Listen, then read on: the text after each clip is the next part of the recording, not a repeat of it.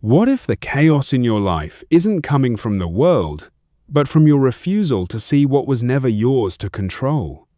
You grasp, resist, replay, and call it responsibility. But as Epictetus warned, some things are up to us, and some are not. The tragedy is not that life is unpredictable, it's that your mind wages war against this truth. Jung might say this is the ego's illusion of control, terrified of surrender. So ask yourself how much of your suffering is self-created. Master this one distinction and watch your inner storm lose its power. Peace begins the moment you clearly separate what is within your control from what is not. This sounds simple, almost too simple, but it cuts deeper than most people are willing to admit. You suffer not because life is inherently cruel, but because you keep trying to grip what was never yours to hold. Epictetus said, "Some things are up to us, and some things are not." And in that single sentence, he draws a line that most people spend their entire lives blurring. Your thoughts, your choices, your effort, your values, these belong to you.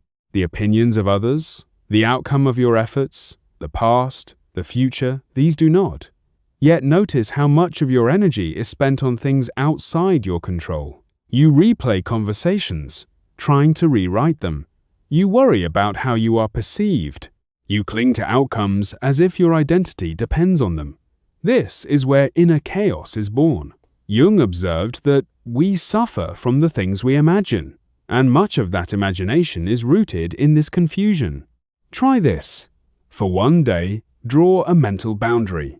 When something disturbs you, pause and ask, "Is this within my control?" If the answer is no, practice releasing it not by force, but by redirecting your attention to what is yours, your response. Marcus Aurelius wrote, "You have power over your mind, not outside events. Realize this, and you will find strength." This is not passive resignation, it is disciplined focus.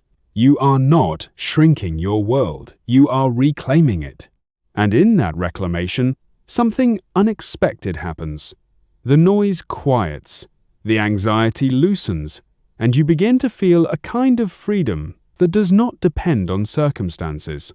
Your suffering is amplified when you attach your identity to outcomes instead of your actions. Think about how often you measure yourself by results. Success or failure, praise or criticism, winning or losing. But outcomes are shaped by countless variables beyond your control, so when you tie your worth to them, you hand your self-esteem to chance. Seneca warned, "He suffers more than necessary who suffers before it is necessary." And this is exactly what happens when your identity is chained to results. You begin to fear, to hesitate, to overthink because every outcome feels like a verdict on who you are. Jung might say this is the ego grasping for certainty, trying to define itself through external validation. But the Stoics offer a different path. Root your identity in your actions, in your intentions, in your character. Did you act with integrity? Did you give your best effort? Did you remain aligned with your values? These are yours. These cannot be taken from you. Imagine approaching your work, your relationships, your goals with this shift. You focus fully on what you can control, and you release the rest. A practical exercise. At the end of each day, instead of asking, "Did I succeed?" ask, "Did I act well?" Write down one moment where you upheld your values and one where you fell short. This builds self-trust, not because you always win, but because you always show up. Over time, this shift dissolves a quiet but pervasive anxiety, because your worth is no longer held hostage by outcomes you never truly controlled in the first place. Trying to control other people is one of the fastest ways to lose control of yourself. You see it in subtle ways, wanting someone to understand you perfectly, to behave how you expect, to validate your feelings, to meet unspoken standards. And when they don't, frustration rises, resentment builds, and you feel destabilized. But this is the trap. The more you try to control others, the more you surrender your own inner balance. Epictetus was blunt about this. If you want to improve, be content to be thought foolish and stupid. In other words, let go of the need to manage how others perceive or respond to you. Jung's concept of the shadow also lives here. Often, what irritates you most in others reflects something unresolved within yourself. When you try to control them, you are avoiding confronting that inner tension. Instead, shift the focus inward. You cannot control their actions, their emotions, or their judgments, but you can control how you interpret and respond to them. The next time someone disappoints you, pause and ask, what part of this reaction is mine to own? This question alone can transform conflict into self-awareness. Marcus Aurelius reminded himself, people do wrong out of ignorance, and this perspective softens your grip. You stop demanding that others conform to your expectations and start cultivating your own clarity and composure.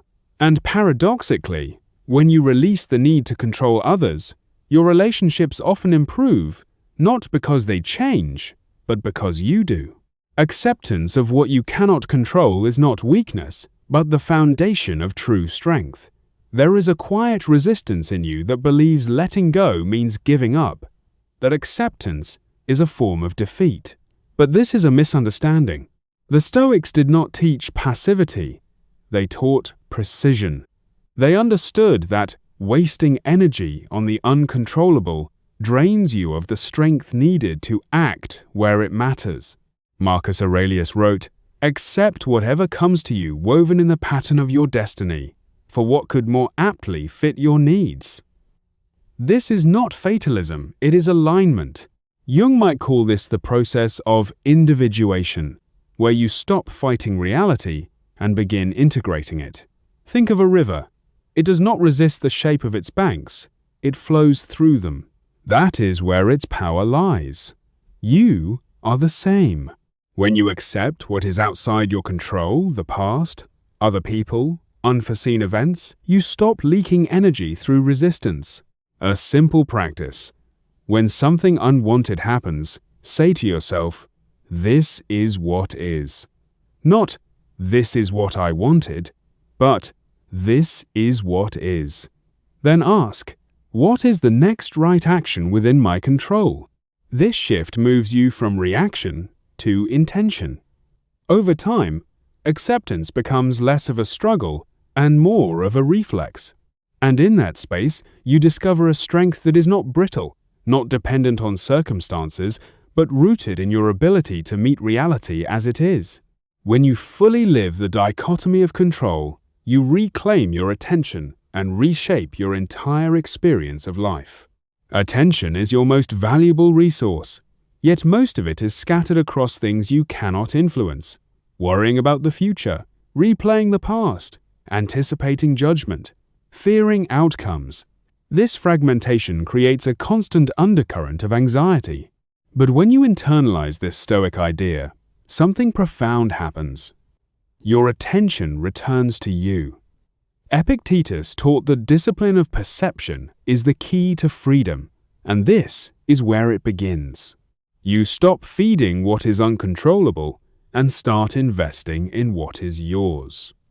Jung might describe this as withdrawing projections, taking back the energy you have unconsciously placed onto the world.